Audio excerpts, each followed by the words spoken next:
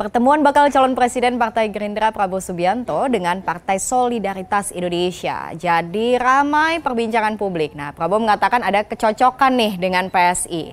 Pertemuan ini juga menjadi menarik karena sebelumnya kita tahu PSI sudah mendeklarasikan dukungannya terhadap Ganjar Pranowo sebagai bakal calon presiden 2024.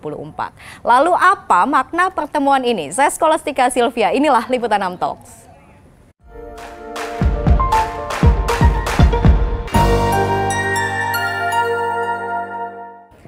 Baik, langsung saja saya mau menyapa narsum saya yang luar biasa yang sudah menyempatkan hadir di studio Liputan 6 pada sore ini. Terima kasih ada Mas Andi Budiman dari PSI. Terima kasih Mas sudah gabung di Liputan 6 Talks. Ada Mbak Rustika Herlambang dan juga Pak Arya Bima. Halo Pak Arya, terima kasih semuanya sudah gabung, sehat semua ya? Sehat dong. Nah, sehat saya juga waras. Wah, sehat dan waras itu penting. Banyak orang yang sehat tapi mulai nggak waras kan. Saya mau nyapa juga yang sudah gabung lewat sambungan Zoom ya. Ada Pak Habibur Rahman, Wakil Ketua Umum Partai Gerindra, dan juga Mas Adi Prayitno, Direktur Eksekutif Parameter Politik Indonesia. Selamat sore Bapak-Bapak, sudah jelas suara saya di sana? Selamat sore, Pak. Baik. Selamat sore semuanya. Sore Kang Habib. Selamat sore. Sore Pak Adi. Terima kasih banyak sudah gabung. Langsung saja nih, kalau suka dengan judulnya ini agak menarik ya. Gerindra PSI bersatu, Prabowo Gibran maju. Nah, itu judul kita sore ini. Saya mau langsung tanya aja ke Pak Habib. Pak Habib, gimana sih Gerindra dan PSI ini? Kan kemarin kata Pak Prabowo cocok ya. Sejauh mana nih kecocokannya? Ya, pantun sedikit nih. Oke. Di Jatinegara makan duren. PSI Gerindra sekarang friend. Weh, Mas Andi mau balas pantun? Sayang saya nggak bisa pantun. Jadi, terima kasih Mas. Teman kemarin bagus sekali ya. Saya kebetulan hadir ikut sejak sebelum berangkat itu Pak Prabowo ceria sekali ya. Saya menjemput Pak Prabowo di Kemenhan. Ya, waduh, beliau itu rileks sekali, bercanda-bercanda, tertawa ya, sampai di lokasi pun seolah bertemu sahabat lama ya, padahal memang sebelumnya kan kayaknya rata-rata jarang bertemu Pak Prabowo. Kalau Mas Andi Budiman kan hadir juga kan, tentu lihat bagaimana situasinya cair sekali ya. Tentu ini mungkin karena ada kesamaan frekuensi pemikiran ya. Paling tidak ada dua hal ya dari pembicaraan kemarin yang Gerindra dan PSI itu sama. Yang pertama soal keberlanjutan ya, segala macam prestasi, capaian seluruh kebijakannya Pak Jokowi kita komit untuk dilanjutkan oleh pemerintahan yang akan datang.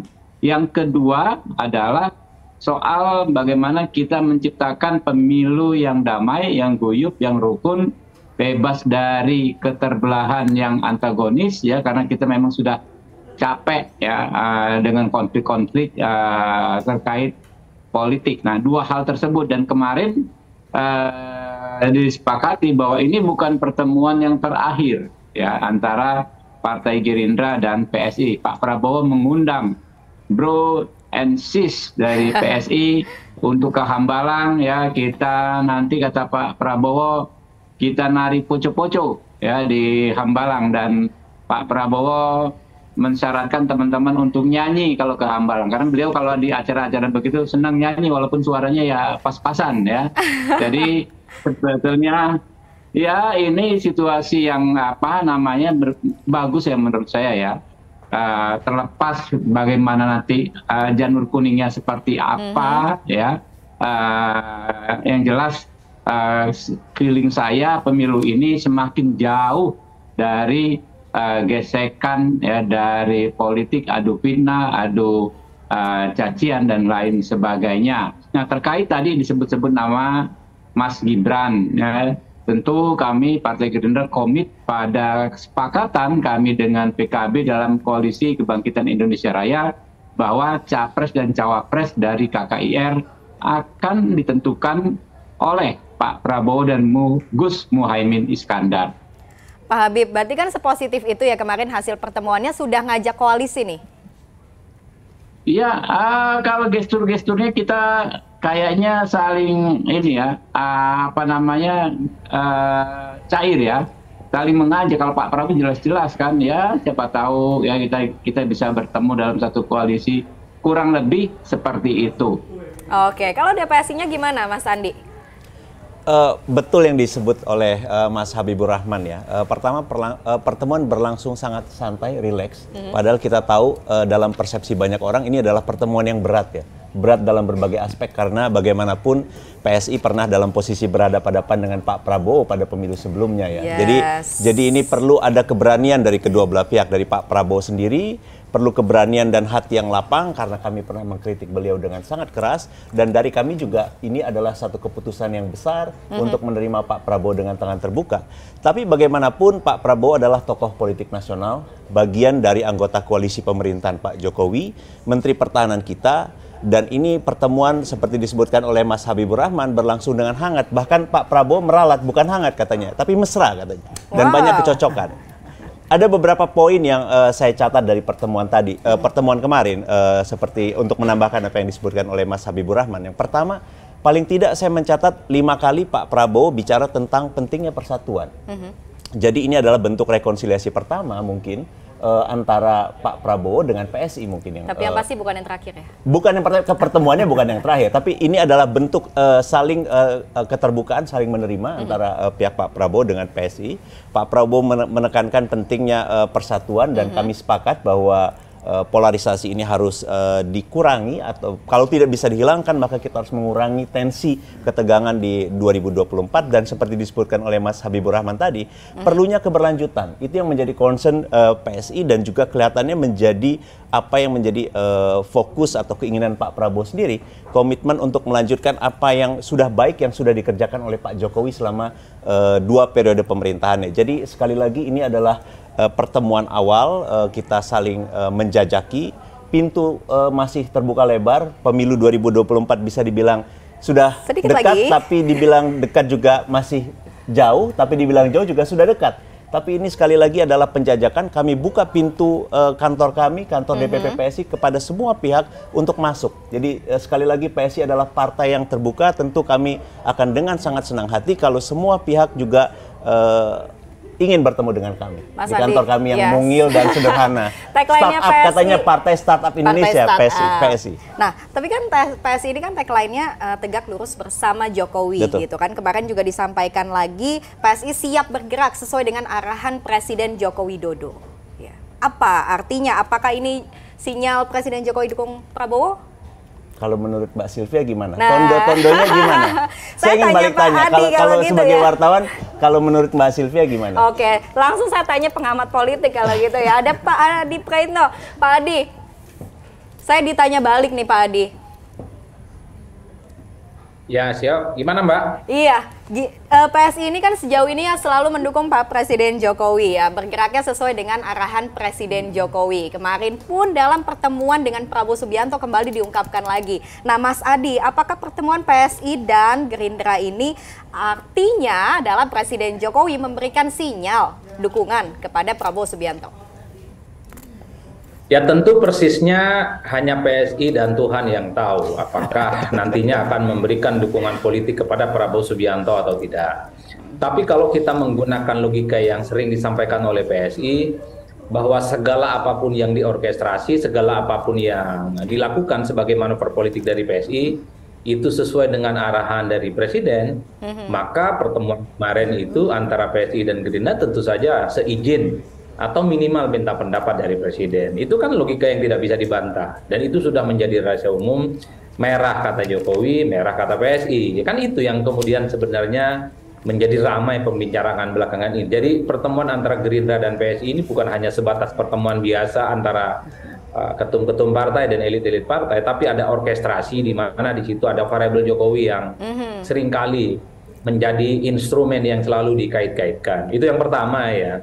Yang kedua, PSI ini sebenarnya kalau mau jujur bukan hanya sebagai rekonsiliasi antara PSI dan Gerindra, tapi ini sebagai upaya untuk mencari titik temu dan soal kemungkinan berkoalisi dengan Prabowo di 2024. Sebab kalau kita mendengar statement-statement PSI kemarin itu kan bersayap. Satu sisi memuji Prabowo sebagai negarawan, adalah ketua umum partai dan saat ini juga Menhan yang cukup luar biasa, tapi mau mengunjungi partai kecil, partai gurem. Ini kan sebenarnya satu sisi ingin mengkritik Bang Arya Bima karena dukungan PSI itu seringkali tidak dianggap kepada Pak Ganjar Pranowo. Kan satu sisi memuji Prabowo, tapi sisi yang lainnya ingin mengkritik PDIP yang seakan-akan menafikan deklarasi politik beberapa waktu yang lalu ditujukan kepada Pak Ganjar Pranowo. Ya, ini yang kemudian menjelaskan kepada publik bahwa pertemuan PSI dan Gerindra ini kan di tengah kekecewaan dan bahkan amarah PSI kepada PDIP. Karena sebagai teman, sebagai sahabat yang sudah lama berkoalisi, apalagi sudah menyatakan dukungannya kepada Ganjar gitu ya, tapi tidak dianggap mah. Kan ini yang sebenarnya publik membaca konteks bahwa pertemuan ini tentu tidak lahir dalam ruang hampa, tapi lahir dari ketidaknyamanan dari sikap PDIP itu. Tapi the end of the day-nya kita tidak pernah tahu kemana sebenarnya arah sikap dan pilihan politik PSI itu selama belum ada deklarasi resmi, sebelum ada pernyataan yang secara deklaratif mendukung salah satu capres, maka sepanjang itu juga PSI sebenarnya iman politiknya goyang-goyang.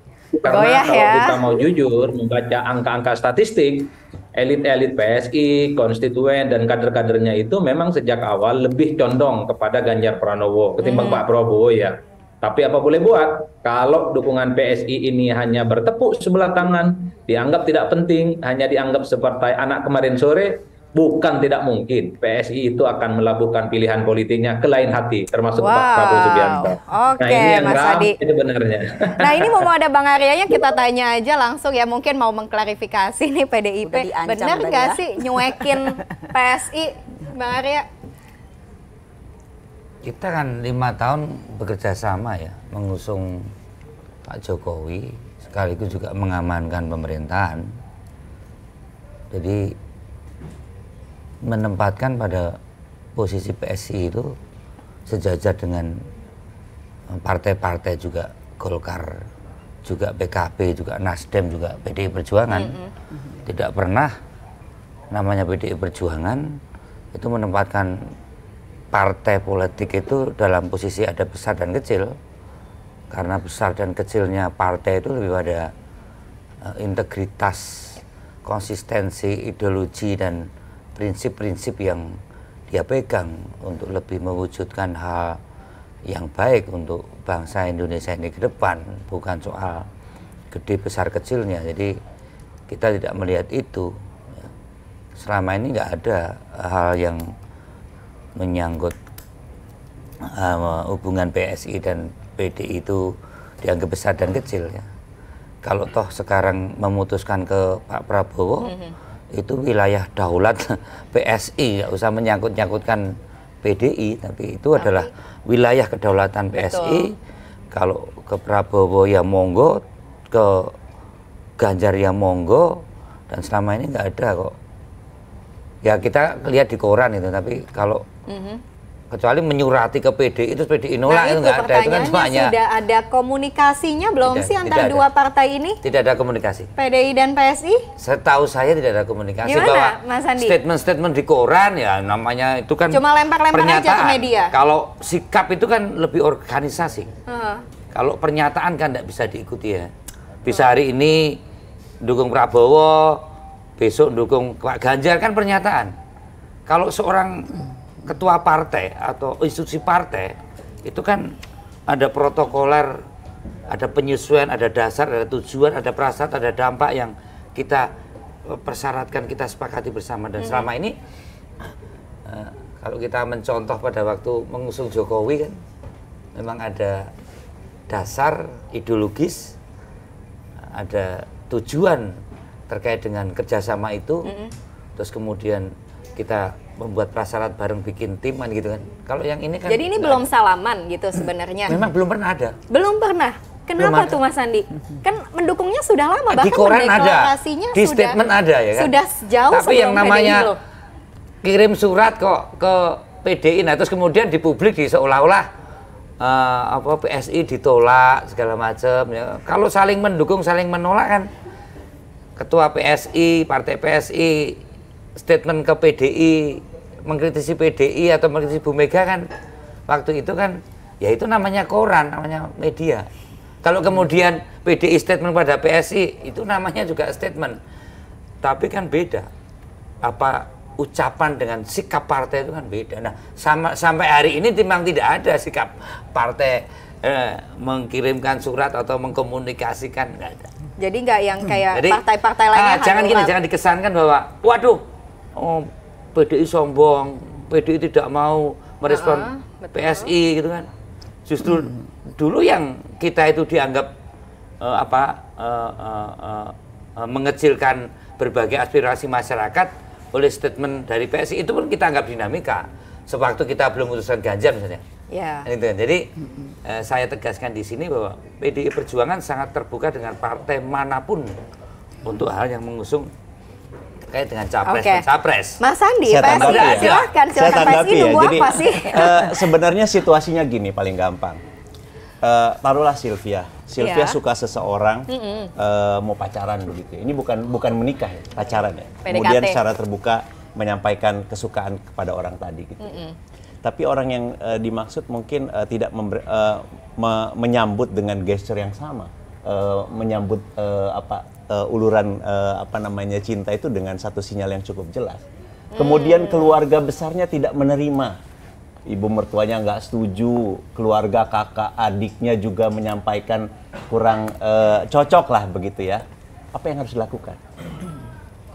Apa kalau Sylvia, kalau misalnya ada dalam yang mundur kayaknya ya, melanjutkan kehidupan, iya kan? Betul. Dan itulah yang terjadi saat ini. C'est la vie kalau kata orang Perancis, that's life. Itulah kehidupan. Tapi sekali lagi ini bukan akhir dari perjalanan. Perjalanan masih jauh. Bisa jadi di titik tertentu Sylvia akan ketemu lagi dengan cinta yang lama tadi. Atau bisa jadi bertemu dengan orang yang baru dan menikah dengan dia. Atau bahkan ada opsi ketiga. Pak Prabowo mungkin itu maksudnya ya. Atau bahkan ada opsi ketiga, tetap melajang. Ini kan opsi-opsi yang belum berakhir. Sekali lagi pemilu 2024 ini dibilang jauh sudah dekat, dibilang dekat tapi masih ada waktu. Banyak yang masih banyak tapi kemungkinan. Mas Adi, pertanyaan saya. Kenapa bisa menyimpulkan ada gestur penolakan itu tadi? Nah, kalau komunikasinya belum. Arahnya ini menggunakan gitu. PSI untuk meleverage hal-hal yang jelek di partai kami. Ya, partai kami tidak pernah ada singgungan, ya kan? Bahwa kemudian dulu dia mengkritik Ibu Mega, memiliki partai PDI Perjuangan, dan kemudian kalau tadi dia mencintai anaknya, tapi maki-maki ibunya sama partainya, kan tidak benar juga. Tapi secara formal itu tidak ada. Kalau kita kumpulkan statement dari kawan-kawan PSI, yang kita kan punya mekanisme mendidik calon. Pak Jokowi kan dari pendidikan kader, kepala daerah, ya, dari kepala daerah Surakarta ke gubernur, ke presiden, ya kan. Kita mendidik, misalnya Mas Gibran ikut pendidikan kader, prosesnya ada di dalam keluarga kami ini. Nah, kalau toh kami belum memutuskan calon presiden waktu itu, kemudian ibaratnya dibajongi, ya, dipaksa-paksa, kita kan partai politiknya. Nah, yang semacam itu terjadi, ya. Terus jangan sekarang seolah-olah terdolimi oleh PDI kemudian pindah. Gini loh, lu pindah monggo, lu memilih besan sendiri atau memilih mantu sendiri monggo, nggak ada kaitan dengan PDI. Tapi bahkan membuka kerjasama dengan partai manapun.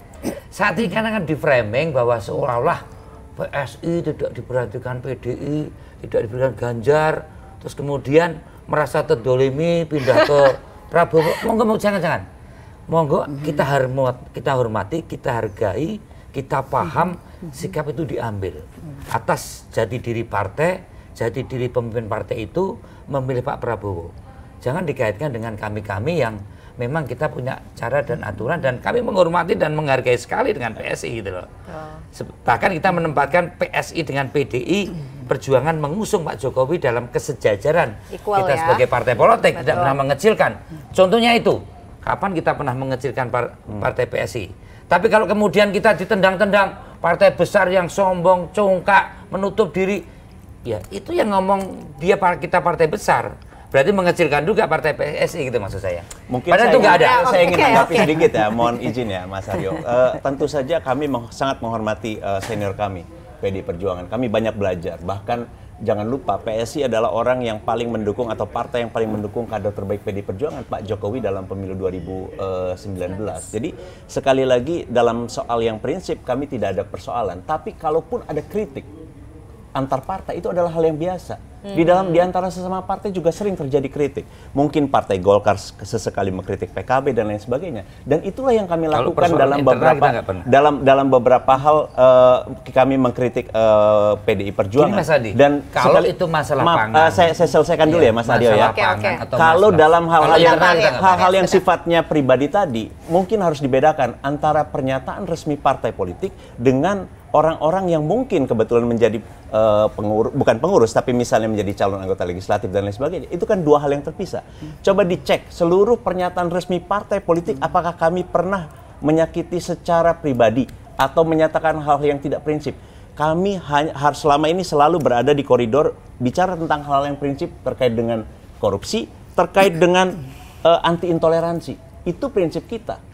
Secara boleh dicek seluruh dokumen pernyataan resmi partai politik PSI tidak pernah menyinggung hal-hal yang sifatnya personal atau pribadi, karena kami pada dasarnya menghormati seluruh partai politik, sangat menghormati Mbak Mega. Bagaimanapun PDI Perjuangan adalah partai besar, partai yang kuat, orang-orang hebat lahir dari sana. Ada Pak Jokowi, ada Mas Ganjar dan sebagainya. Jadi mohon maaf, kami tidak pernah. Oke, silakan.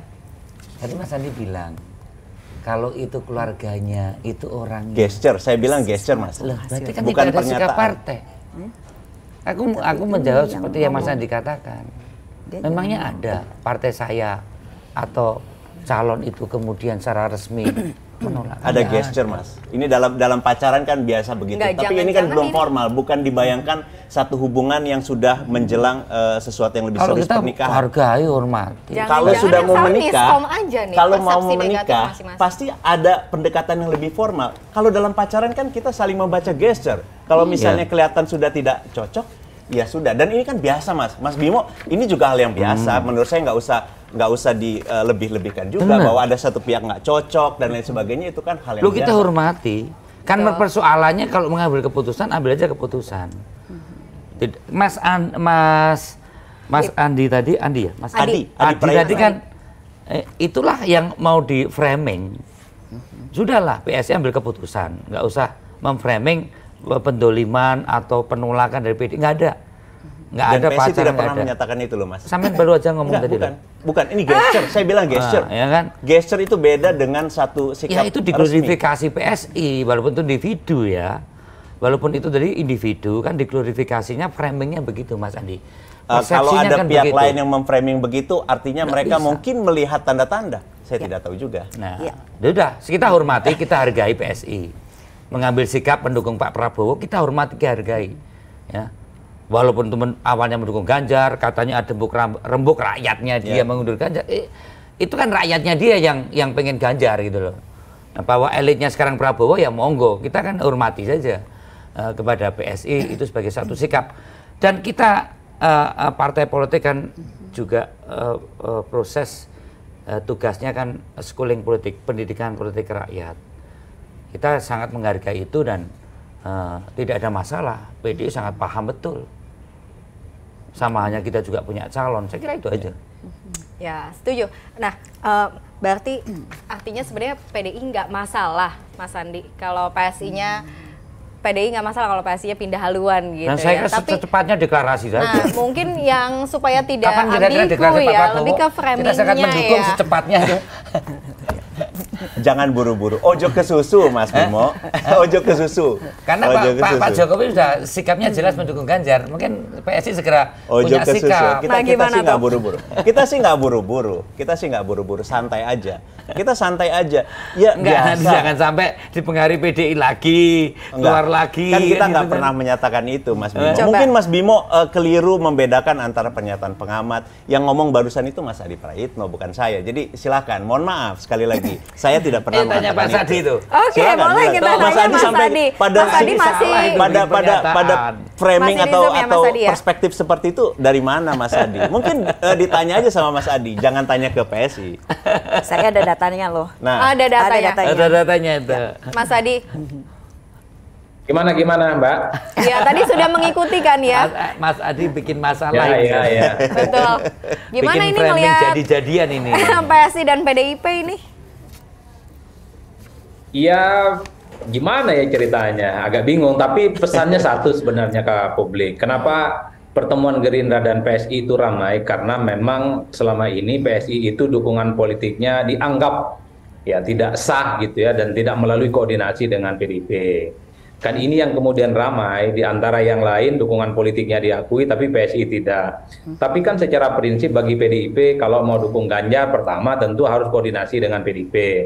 Seperti misalnya Perindo, seperti halnya Hanura termasuk P3, sehingga PDIP pun hadir dan bahkan juga muncul dalam acara itu. Yang kedua, kalau dilihat rata-rata kecenderungannya, dukungan politik kenapa kemudian PSI itu tidak terlampau dianggap, sepertinya karena dilakukan sebelum PDIP memutuskan secara resmi Ganjar sebagai kandidat capres. Seingat saya, rembuk rakyat PSI itu kan muncul sebelum Ganjar diumumkan oleh PDIP sebagai kandidat capres. Jadi bahasa PDIP sebenarnya kalau boleh diterjemahkan, kalau memang PSI itu jatuh cintanya kepada Pak Ganjar Pranowo, kalau bisa diulanglah deklarasinya, bisa melibatkan Ganjar, bisa melibatkan PDIP dan seterusnya dan seterusnya.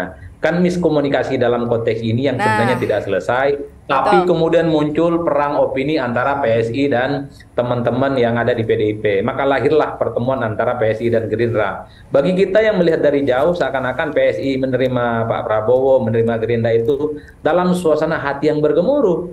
Karena satu sisi memuji Prabowo, tapi satu sisi yang lainnya ingin ngegebuk PDIP gitu ya. Oh, kalau di tetangga sebelah kita harus mendatangi dengan membungkuk dan merangkak, itu kan ingin ngegebuk tetangga sebelah sebenarnya. Tetangga sebelahnya itu kebetulan PDIP dan ngerti betul pesan politiknya. Terima kasih Pak Prabowo dan Gerindra, kita ini yang anak ingusan dikunjungi, senang betul. Kira-kira begitu kan pesan politiknya. Ini yang kemudian membuat kenapa pertemuan antara PSI dan Gerindra itu penuh dengan keramaian. Tapi secara prinsip bagi saya, politik kita memang sejak awal ini sangat gampang berganti musim. Bagi PSI, Pak Prabowo dan Gerindra itu dulu adalah kawan, saat ini adalah teman. Kan itu yang terjadi. Dulu sering dikritik dan sering diserang, saat ini sering dipuji-puji. Jadi melihat politisi menentukan sikap politiknya ini bagi saya tidak bisa hitam putih. Karena ya sangat sering gitu ya terjadi bahwa saling pukul, tapi setelah itu saling berangkulan. Makanya bagi saya, jangan-jangan setelah PSI ketemu dengan Gerindra, besoknya ini mesra lagi dengan PDIP ini. Kita tidak tahu bagaimana suasana politik ke depan itu seperti apa. Ya, Pak Habib, jangan-jangan Gerindra melihat celah ini, celah kebimbangan PSI dengan PDIP dan masuklah Gerindra di sana. Kalau kami bukan hanya membuka komunikasi dengan PSI, ya, Gerindra membuka komunikasi dengan semua pihak terkait pemilu ini. Apapun nanti hasil akhirnya, ya, bahkan kami juga membuka komunikasi dengan Partai Nasdem, misalnya ya, yang jelas-jelas juga sudah punya capres waktu itu Pak Anies Baswedan. Kita tidak berbicara sampai level penyamaan koalisi, tetapi ada satu hal yang disepakati, yaitu sama-sama kita menempuh pemilu ini secara damai, menjadikan pemilu adalah kontestasi jabatan, kontestasi gagasan. Ya, begitu juga selain PSI kami bertemu dengan Partai Bulan Bintang, dengan PAN, dengan Golkar, ya. Dengan teman-teman PDI Perjuangan sudah sering kita bertemu, ya. Jadi nggak ada yang aneh bagi kita, ya, kita sama anak bangsa saling kunjung mengunjungi. Kalau toh ada hasil yang bagus, ya kan, yang paling bagus misalnya PSI mendukung Pak Prabowo, ya alhamdulillah. Yang misalnya PSI tidak mendukung Pak Prabowo, tetapi pada bersama-sama mengusung keberlanjutan, ya juga tetap alhamdulillah, ya. Kalau toh ada partai yang tidak mengusung keberlanjutan tetapi sama-sama menyampaikan pemikiran bahwa pemilu harus berlangsung dengan damai, menjadi kontestasi gagasan, ya juga alhamdulillah. Begitulah model diplomasi kami yang menganggap politik itu harus ditempuh dengan cara-cara kekeluargaan. Tapi sespesial itu enggak Pak Habib PSI bagi Gerindra sampai Pak Prabowo langsung nih yang datang mengunjungi ke kantor PSI? Ya, PSI ini keren banget, ya. Ini anak-anak muda, smart, ya, semuanya. Dalam waktu singkat mereka punya banyak sekali anggota DPRD. Bahkan di DKI kalau nggak salah mereka ada pimpinan, ya, di ibu kota Jakarta, DPRD-nya ada dari PSI. ini partai yang sangat fenomenal ya. Jadi nggak ada masalah ya. Kami tidak merasa lebih besar daripada PSI ya, karena mereka dengan usia partai yang demikian singkat, tapi prestasinya sudah sangat luar biasa. Pak Habib, Mas Andi, mungkin kalau boleh kita kulik sedikit behind the scene-nya. Inisiatif siapa sih pertemuan PSI dan Gerindra ini? Siapa yang mengundang gitu, ucuk-ucuk datang, atau tiba-tiba cuma tercetus aja seperti itu kan nggak juga ya? Pasti ada rancangannya waktu itu seperti apa? Jadi ini memang mungkin ini spontan ya. Dalam konteks ini tidak penting lagi atau tidak relevan siapa mengundang dan siapa diundang. Tapi yang jelas kedua belah pihak menginginkan pertemuan. Jadi itu poinnya ya. Jadi saya rasa itu yang harus digarisbawahi, bahwa kedua belah pihak punya niat yang sama, keinginan yang sama untuk bertemu. Saya terima kasih sekali apa yang disampaikan oleh Mas Habibur Rahman tadi, memperlihatkan satu sikap atau gesture yang menghormati, respect terhadap partai. Bagaimanapun kan PSI ini partai non-parlemen ya, tapi ada satu partai pemenang kedua pemilu datang bersama calon presiden, Pak Prabowo Subianto, tokoh nasional, calon presiden juga, datang ke kantor kami yang kecil, imut-imut di Tanah Abang, memperlihatkan atau mengulurkan tangan persahabatan, bicara dengan nada yang santai, bicara tentang persatuan dan lain sebagainya. Itu adalah sesuatu yang menyenangkan. Dan saya pikir politik kita butuh hal-hal seperti ini. Merasa digoda nggak saat kemarin tuh PSI untuk masuk koalisi? Digoda? Digoda untuk masuk koalisinya Gerindra, Kebangkitan Indonesia Raya. Jangan-jangan sudah tergoda. Oh. Saya nggak tahu. Saya nggak tahu. Tapi sekali lagi, ini masih proses. Seperti yang saya katakan, ini proses penjajakan awal. Kita belum tahu ujungnya yang mana. Apakah kembali ke pacar lama, kawin dengan orang yang baru ditemui, atau single, memilih single. Jadi kita lihat saja penjajakan nanti. Ya. Berarti kalau di medsos impresinya gimana? Jadi politik itu sangat menyenangkan, dinamis gitu ya, penuh kejutan dan seperti cuaca. Kadang panas tapi hujan, hujan tapi panas. Kalau ini cuacanya lagi apa nih? Nah ternyata apa yang terjadi, yang disampaikan oleh Mas Adi dan semua pengamat itu memang betul gitu, bahwa pertemuan PSI sama Gerindra itu mengejutkan banyak pihak. Terdapat lebih dari 12.300 percakapan terkait dengan pertemuan itu dengan 15.700 engagement. Ya. Padahal dengan sangat cepat sekali. Nah, tapi kalau kita bedah nih gitu kan, gitu. Ternyata tuh dari seluruh percakapan itu terbedah jadi 3 kelompok. Yang pertama adalah kelompoknya pro Prabowo, yang kedua adalah kelompoknya media dan oposisi, dan yang ketiga adalah kelompoknya pro Ganjar. 66% adalah kelompok pro Ganjar yang mereka menyatakan sangat kecewa terhadap PSI. Gitu. Karena menganggap PSI akan pindah haluan dari Ganjar. Pindah itu yang mereka sangat seperti itu. Dan kemudian kelompok namanya juga orang lagi sakit hati ya gitu. Mereka juga menyindir gitu loh, bahwa PSI disindir bahwa dia pernah memberikan award kepada Prabowo adalah tahun award, 2019 betul, gitu sebagai ya? award kebohongan gitu.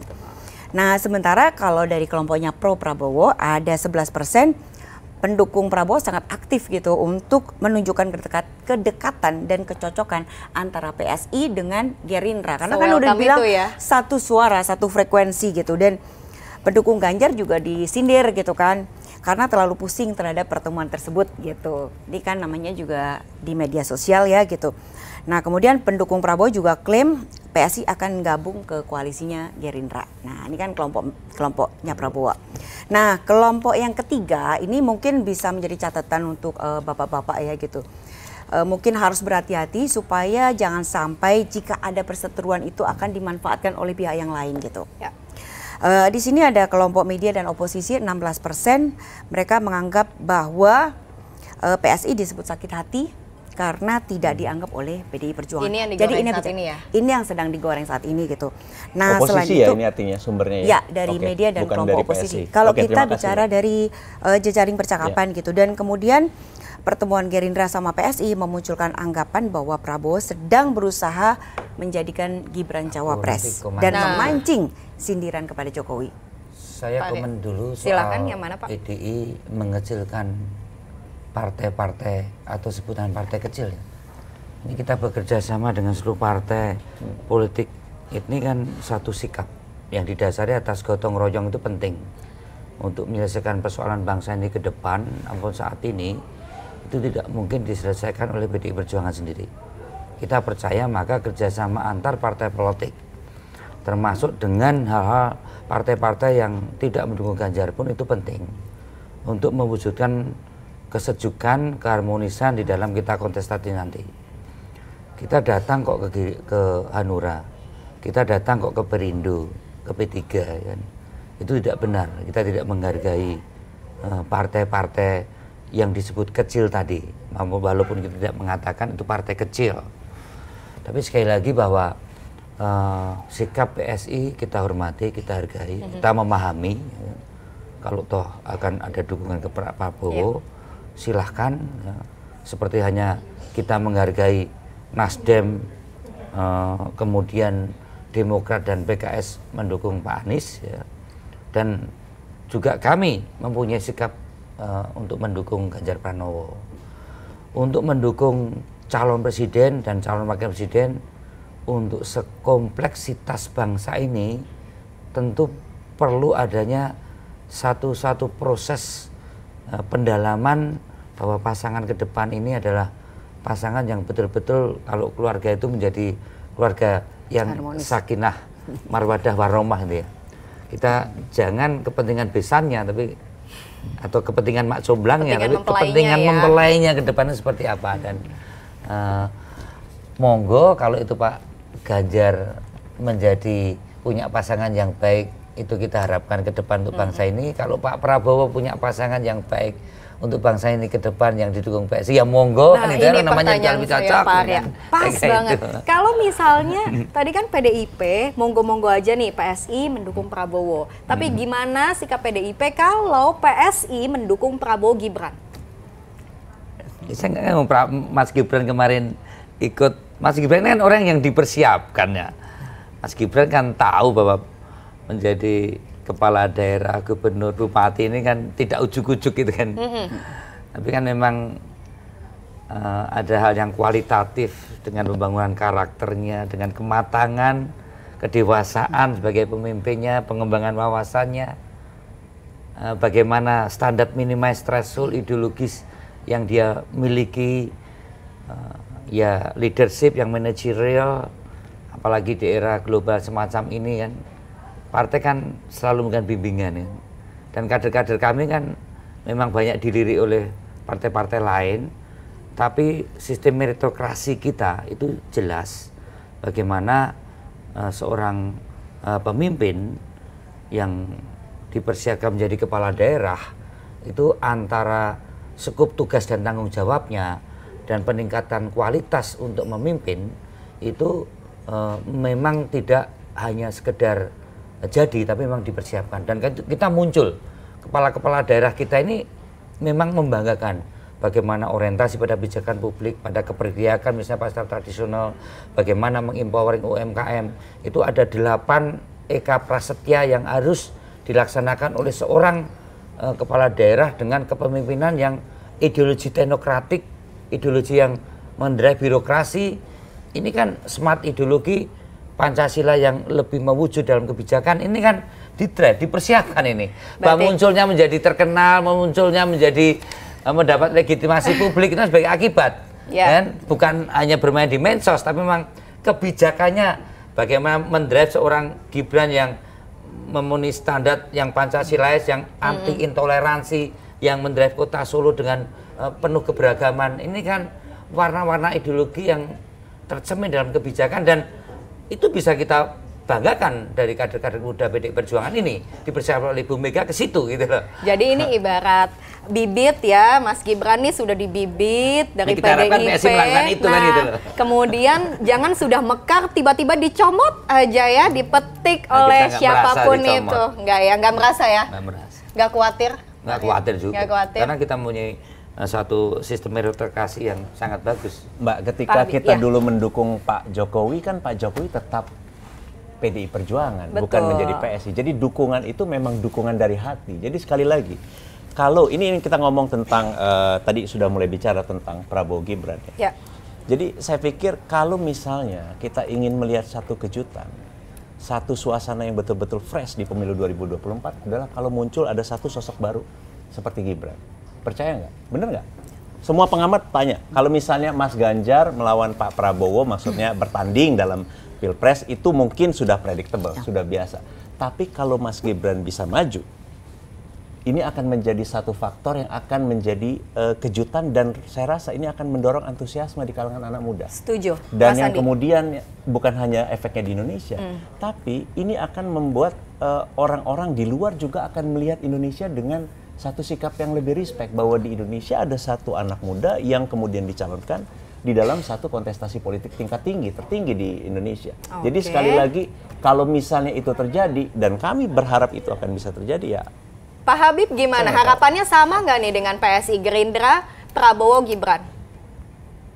Ya, saya sudah sampaikan, dan kami para juru bicara partai resmi menyampaikan bahwa soal capres dan cawapres itu bukan domain kami, ya. Kami tidak bisa menyampaikan pendapat karena itu akan diputuskan dan diumumkan oleh Pak Prabowo dan Gus Muhaimin. Namun kami perlu menyampaikan juga bahwa kami melihat Gibran itu sosok anak muda yang tangguh, yang smart dan bijaksana, ya. Saya itu kalau lihat Instagramnya beliau, kadang-kadang kita heran juga ya, di usia semuda itu sudah begitu matang, ya. Waktu kemarin ada di salah satu TV juga, ya, dengan salah satu anchor terkenal, itu luar biasa gitu loh, kayak orang yang memang sudah puluhan tahun di politik, ya. Inilah faktanya sekarang, kita punya bonus ini, bonus demografi, di mana sebagian besar populasi kita adalah anak-anak muda usia produktif. Karenanya muncullah bibit-bibit unggul, baik di sektor-sektor bisnis, ya. Kita tahu kan Mas Gibran juga waktu ngurus bisnis juga jago-jago juga, ya kan, maupun di bidang politik. Di DPR juga saya kadang-kadang kaget juga sama anak-anak muda usia 23 tahun, 25 tahun, ya.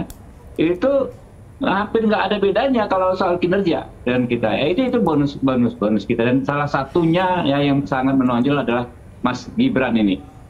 Nah itu, tapi didikannya sekolah sebelah, ya, Mas Gibran ini. Oh, monggo, ini kita bangga juga kalau kader-kader kami dianggap sukses, ya kan. Dan tentu dalam meritokrasi tadi tidak mungkin seorang Mas Gibran, Pak Ganjar, Pak Jokowi, ini kan orang-orang muda yang dulu juga dipersiapkan sampai jadi presiden, gitu kan. Jadi seorang Mas Gibran pada proses selanjutnya tidak mungkin tidak juga kalau sukses nanti menjadi seorang, nggak usah cawapres kan, gitu, seorang presiden juga bisa kan itu. Dan kami juga menyiapkan calon presiden kami jauh lebih muda, gitu, lebih muda dari Pak Jokowi itu loh.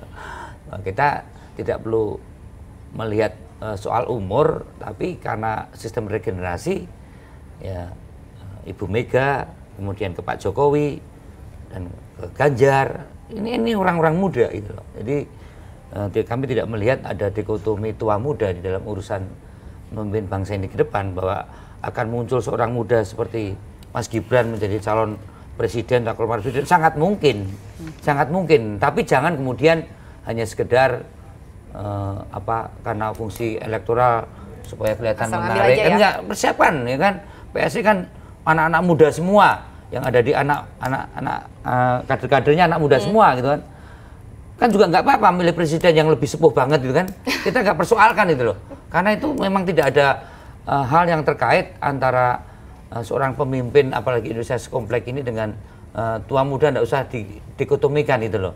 Kita memilih Pak Jokowi, ya, pernah memilih Ibu Mega, Ganjar, mungkin juga mempersiapkan Mas Gibran untuk ke depan menjadi presiden, bukannya calon presiden. Itu benar-benar kompetensi personal, kompetensi profesional, kompetensi sosial, kemampuan pedagogi, kematangan semuanya dalam narasi ideologis. Ini adalah mikir bangsa ke depan. Jadi kita tidak melihat kalau toh sekarang ada yang tertarik, ya namanya juga tertarik, gitu kan. Tapi Lirik apapun gitu, ya, komunikasi itu harus masuk dalam koridor konstitusi kita, kan. Semua komunikasi politik ini harus masuk koridor konstitusi. Nah, koridor konstitusi kok tidak dilihat, gitu kan? Kok tidak dilihat? Misalnya PD mencalonkan Mas Gibran sebagai calon wakil presiden. Nah, konstitusinya gimana? Kan begitu. Gak etis ini kan, itu ya? Bukan gak etis, konstitusinya kan umurnya tidak demikian gitu. Nah, ini kan lagi digugat nih, Pak Bang Arya. Lah monggo itu Gimana? kan ya digugat ya digugat saja kan gitu kan. Kalau ketok tapi kan palu jangan gitu. gini loh. Ini kan modus banget gitu loh. Seolah-olah Pak Jokowi, Mas Gibran itu dianggap mendesain Mahkamah Konstitusi, mendesain aturan gitu. Padahal Pak Jokowi tidak, Mas Gibran saya tanya juga tidak. Terus akhirnya kemudian jangan sampai menyiapkan draft keputusan Mahkamah Konstitusi, menyiapkan perubahan undang-undang di DPR yang diskenariokan oleh seorang presiden, bahkan di belakangnya adalah Mas Gibran, kan gitu. Nah ini yang kami tidak suka, bahwa kader-kader kami dianggap kader-kader PDI Perjuangan dianggap menskenariokan atau bermanuver untuk sekedar punya keinginan menggolkan Mas Gibran atau keinginan Pak Jokowi menggolkan putranya. Ini tidak ada dalam pikiran Pak Jokowi dan tidak ada dalam pikiran Mas Gibran, apalagi PDI Perjuangan. Kita taat konstitusi. Nah, jangan menggunakan cara-cara memanipulir keinginan Pak Jokowi, Mas Gibran hanya sekedar untuk mendapatkan dukungan elektoral. Ini yang kami tidak etis lah ya, hal yang semacam itu saya kira. Mas Andi, waktu itu emang apa urgensinya PSI mengajukan ke MK terkait usia minimum capres-cawapres? Kalau kamu perhatikan timelinenya, kami atau PSI itu mengajukan itu jauh sebelumnya, sudah lama sekali, sebelum ada ribut-ribut soal Mas Gibran dan lain sebagainya. Jadi sejak awal posisi PSI itu kalau kamu cek, itu jelas. Kita itu selalu percaya anak muda. Jadi sebetulnya kan undang-undang itu tadinya memperbolehkan 35 tahun, kemudian dinaikkan 40 tahun. Kita berpikir kenapa tidak dikembalikan ke posisi semula usia 35 tahun. Di belahan dunia lain, anak-anak muda itu sudah diberi kesempatan untuk menjadi pemimpin dan terpilih. Di Chile, Boric itu usia 32 tahun terpilih menjadi presiden, seorang demonstran. Di tempat-tempat lainnya juga begitu. Jadi kita sebetulnya sejak awal percaya bahwa anak muda itu harus dibuka ruangnya, diberi kesempatan seluas-luasnya untuk berkembang, memimpin Indonesia. Kecuali kalau kita sudah misalnya puas bahwa bangsa ini hanya dipimpin oleh orang-orang yang itu saja. Jadi kan kita perlu sirkulasi kepemimpinan. Itu salah satu aspek yang paling penting dalam demokrasi. Dan kami percaya bahwa anak muda harus mulai diberi kesempatan. Levelnya entah apapun. Kalau di level kabupaten kota sudah beberapa, ada wali kota termasuk Mas Gibran, ada yang gubernur. Kenapa nggak dicoba atau diberi kesempatan untuk menjadi presiden atau wakil presiden? Kan keren juga kalau kita punya presiden atau wakil presiden muda, bener nggak? Yes, setuju. Setuju kan? Nah, saya mau tanya ke Mas Adi. Mas Adi, kok bisa ya framingnya jadi seperti ini ya, seolah-olah Presiden Jokowi nih yang mendorong supaya Gibran naik nih, Mas Adi? Masa sekarang Mahkamah Konstitusi disalahkan Pak Jokowi, kemudian ada ingin perubahan Pak Habibur-Rahman mengubah Gibran disalahkan, itu motif modusnya Gibran, Pak Jokowi, bukanlah. Silakan Mas Adi. Halo. Ya, kalau kita mendengar pembicaraan publik, netizen, dan bahkan pertanyaan-pertanyaan media yang seringkali tiap hari berdiskusi dengan kita, seakan-akan ada bocoran-bocoran halus bahwa gugatan soal batas umur ini juga ada kaitannya dengan Mas Gibran ya. Karena kalau mau jujur sebenarnya dalam banyak hal Mas Gibran ini menyatakan dirinya belum cukup umur, belum berpengalaman, tapi pada saat yang bersamaan Mas Gibran tidak pernah menyatakan menolak jika dikaitkan dengan potensi maju di 2024. Kan itu yang pertama. Yang kedua, kenapa langsung mengarah kepada Mas Gibran? Karena di antara sekian begitu banyak anak-anak muda yang ada di Indonesia, termasuk kepala-kepala daerah di Indonesia, yang paling banyak dibicarakan adalah Gibran. Karena hanya yang bisa mengakses dan menjangkau soal kemungkinan maju di 2024, minimal sebagai cawapres, itu hanya Gibran, bukan yang lain. Padahal begitu banyak anak-anak muda yang lain ya, yang saya kira di bawah 40 tahun juga memiliki kapasitas, memiliki kompetensi, dan saat ini juga viral sedang digandrungi oleh begitu banyak publik. Nah, yang ketiga sebenarnya belakangan ini kan kita juga sering mendengar sejumlah elit partai mulai menjodoh-jodohkan, misalnya Prabowo Gibran, kemudian Ganjar Ridwan Kamil, dan seterusnya. Jadi semua ini seakan-akan berada dalam satu tarikan nafas orkestrasi politik bahwa soal gugatan batas umur yang kemudian 40 tahun dulu itu bisa digugat 35 tahun. Kenapa sih 35 tahun minimal? Kenapa tidak seperti misalnya iklan film-film seperti zaman dahulu kala? Film ini berlaku untuk semua umur misalnya. Itu kan lebih elegan. Jadi karena batas usia 40 kemudian yang diusulkan minimal 35, ini kan seakan-akan muta'alliqnya, reverse to-nya itu hanya mengarah kepada sosok tertentu. Jawabannya di situ adalah Mas Gibran Rakabuming Raka. Kenapa misalnya tidak 17 tahun? Seperti halnya seluruh warga Indonesia memiliki hak dan kewajiban yang sama untuk bisa maju dalam percaturan politik ya berat. Dan lebih Terkait muda dengan lagi, pilpres, 17 terkait tahun. dengan pileg. Inilah yang kemudian menebalkan satu keyakinan bahwa ini ada satu tarikan nafas, satu orkestrasi bersama bahwa soal gugatan ambang batas umur pencapresan ini tidak lahir dalam ruang hampa, tapi sebagai upaya untuk dalam tanda kutip menggoda dan memajukan figur-figur muda potensial, khususnya Mas Gibran itu untuk bisa maju. Nah, bagi saya kalau mau jujur sebenarnya kalau mau disimpulkan diskusinya, uji materi soal batas umur pencapresan ini sebenarnya adalah karpet merah yang mau disediakan untuk Mas Gibran. Problemnya, apakah Mas Gibran tergoda oleh semua ini? Jawabannya tentu hanya Mas Gibran dan Tuhan saja yang tahu. Jadi bisa dikutip kebetulan yang sangat pas gitu ya, dipersiapkan karpet merahnya untuk Gibran. Di medsos juga seperti itu. Ya betul, Mbak jadi Tika. kalau kita melihat dari seluruh cawapres, itu ternyata Gibran itu engagementnya paling tinggi.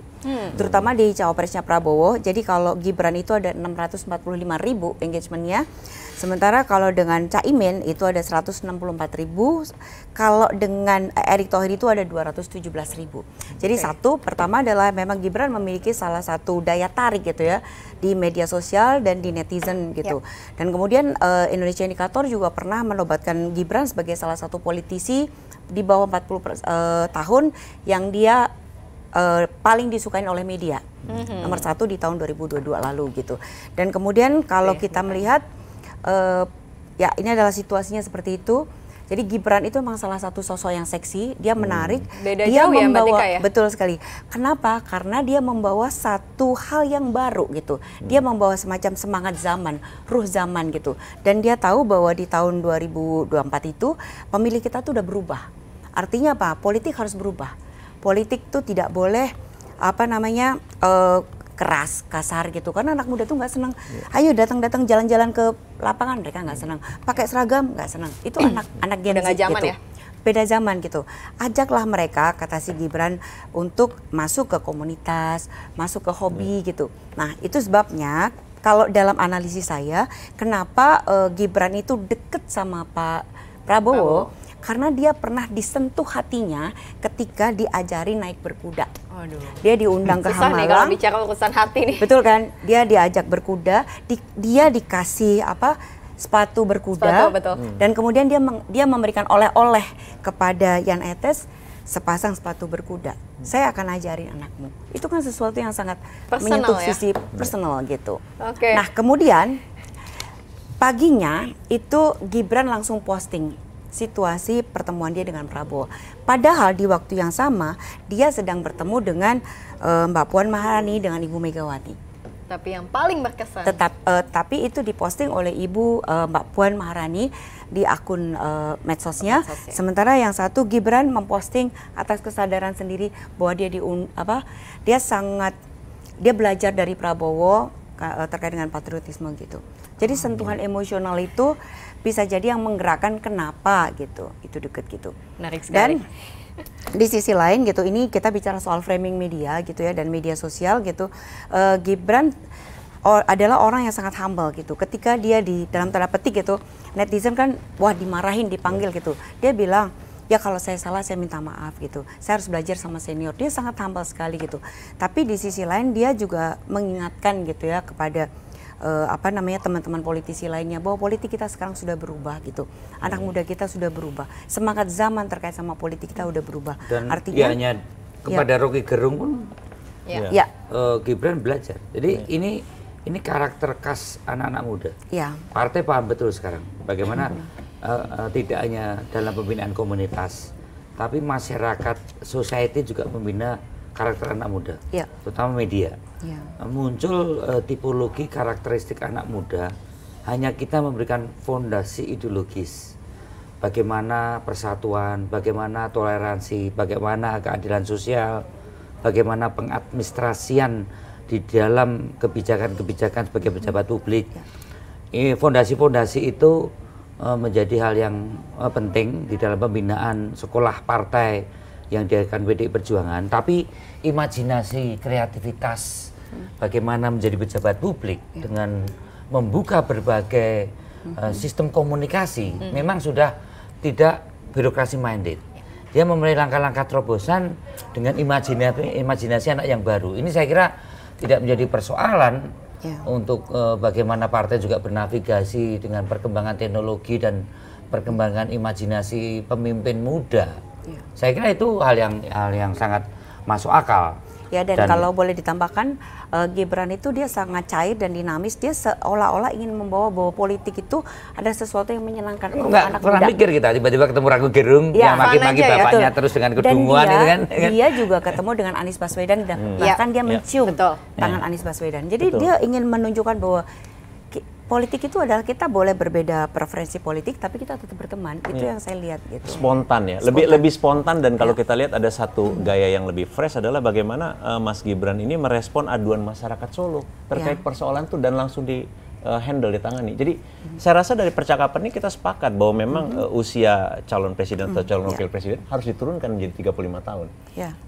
Pak Habib tadi ada datanya dari Mbak Tika. Dengan Pak Prabowo surveinya Gibran, Caimin, Erick Thohir. Nah, siapa nih yang kira-kira Pak Prabowo paling seret gitu? Gimana? Halo? Halo. Iya, Pak Habib. Ya. Tadi Mbak Tika sempat menyebut survei yang paling banyak dibicarakan di medsos itu adalah pasangan Prabowo Gibran, itu nomor 1, Prabowo Caimin itu nomor 2, dan Prabowo Erick Thohir itu nomor 3. Nah, siapa yang saat ini paling klop gitu sama Pak Prabowo? Ya, tentu kita belum tahu ya, sampai beliau memutuskan dan mengumumkan. Tapi yang jelas semua masukan ini ya, temuan-temuan rekan-rekan surveyor, pengamat politik, ya, masyarakat, tokoh-tokoh masyarakat, ya, ini selalu kami sampaikan ke beliau berdua, dan tentu beliau berdua sendiri juga bisa langsung ya mengakses berbagai informasi yang penting-penting seperti ini. Oke, tapi menjurus ke salah satu mungkin Pak Habib, nggak nyebut nama loh dari tadi loh Pak Habib nih. Kita belum tahu. Ya, ini tokoh-tokoh terbaik semua yang disebut tadi. Kapan sih Pak Habib? Kita taat dan patuh pada ketentuan perundang-undangan ya yang diatur di PKPU itu Oktober 2023. Oke, sebelum Oktober 2023. PDI kapan, Pak? Pasti akan sesuai dengan ketentuan KPU juga. Tapi karena mengingat kampanye kali ini hanya 4 bulan ya, betul. Saya kira lebih cepat lebih baik supaya spare untuk mengenalkan seperti Pak Ganjar sekarang. Pak Ganjar kan baru dikenal oleh masyarakat Indonesia itu baru 80%, ya kan? 80% yang kenal Pak Ganjar, yang tahu sebagai calon presiden itu baru 76%. Kita harus mengenalkan Pak Ganjar yang 20% belum kenal Pak Ganjar. Ini kan PR kami. Jadi kalau semakin cepat diumumkan, itu juga akan semakin cepat untuk mengenalkan pasangan capres dan cawapresnya. Saya kira akan secepatnya itu. Nah, kalau PSI gimana? Ini Agustus, September, Oktober akan memutuskan dalam waktu mepet-mepet. Prabowo atau Ganjar? Pasti sama dong, batasnya kan sudah ditetapkan oleh KPU ya, jadi itu pasti proses formalnya sama ya. Tapi sekali lagi komunikasi politik itu masih terbuka lebar, PSI membuka pintu bagi seluruh pihak untuk datang, mampir ke kantor kami di Tanah Abang. Kita akan bicara tentang kecocokan hati, tentang masa depan Indonesia. Sekali lagi kami terbuka. Akan menjalin komunikasi lagi? Tentu, kita dengan senior pasti. Ya, dalam senior. Ya kalau komunikasi kan karena partai ini kan bukan komunikasi antara Aryo Bimo dan Andi. Betul. Ini kan komunikasi antar kelembagaan partai politik, dan beberapa kader partai PSI saya dengar juga ketemu Pak Hasto untuk melakukan komunikasi. Tapi sekali lagi bahwa proses pelembagaan politik ini kan harus masuk dalam koridor sistem yang tepat, bukan urusan Pak Andi sama Aryo Bimo atau Pak Hasto dengan Pak Raja Juli kan, itu harus antara PSI dengan PDI Perjuangan saya kira. Oke. Mas Adi mungkin ingin menyimpulkan diskusi kita sore ini, Mas Adi?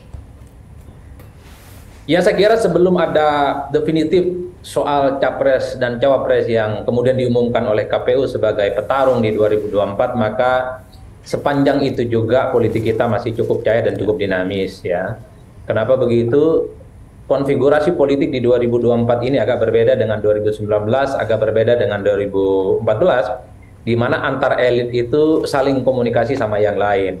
Sekalipun misalnya Pak Ganjar dan Pak Prabowo sama-sama ingin maju, rasa-rasanya antar elit mereka itu saling berkomunikasi satu sama yang lain. Berteman tapi saling bersaing. Begitupun dengan kubu Anies Baswedan. Saya kira dari teman-teman Gerindra dan teman-teman PDIP juga membangun jembatan komunikasi politik dengan kubunya Anies Baswedan sebagai upaya ini tidak memutus komunikasi, tidak memutus silaturahmi. Jadi sekeras apapun persaingan, sehebat apapun perbedaan dan dukungan politik, bukan berarti komunikasi di antara mereka itu tidak terbangun. Persoalan nanti di TPS berbeda, persoalan calonnya beda, itu lain hal. Minimal komunikasi sudah mulai terlihat antar elit partai yang sangat mungkin akan menjadi kompetitor di 2024, Mbak. Berbeda dengan 2019 yang rasa-rasanya memang antar elitnya itu tidak ada jembatan dan saling mengeras satu yang lainnya. Ini kabar baik dan bagi saya inilah yang kemudian dikehendaki oleh semua pihak, semua calon dan semua partai. Bahwa maknai politik itu biasa-biasa saja. Hari ini teman, besok bisa jadi musuh soalnya. Hari ini kawan, besok lawan gitu ya. Hari ini sayang, besok belum tentu ya. Makasih banyak Mas Adi Praitno sudah gabung bersama kita melalui sambungan Zoom untuk Liputan 6 Talks. Pak Habibur Rahman, terima kasih banyak. Wakil Ketua Umum Partai Gerindra, terima kasih ya Pak sudah gabung melalui sambungan Zoom. Dan juga sehat semua. Terima kasih. Oke, dan juga Pak tentunya Habib. terima kasih kepada narasumber saya yang luar biasa pada sore ini, Mas Andi Budiman, politisi PDIP, dan kemudian Pak Arya Bima. Boleh juga Balik. ditukar. Politis PSI. Ini sudah selesai.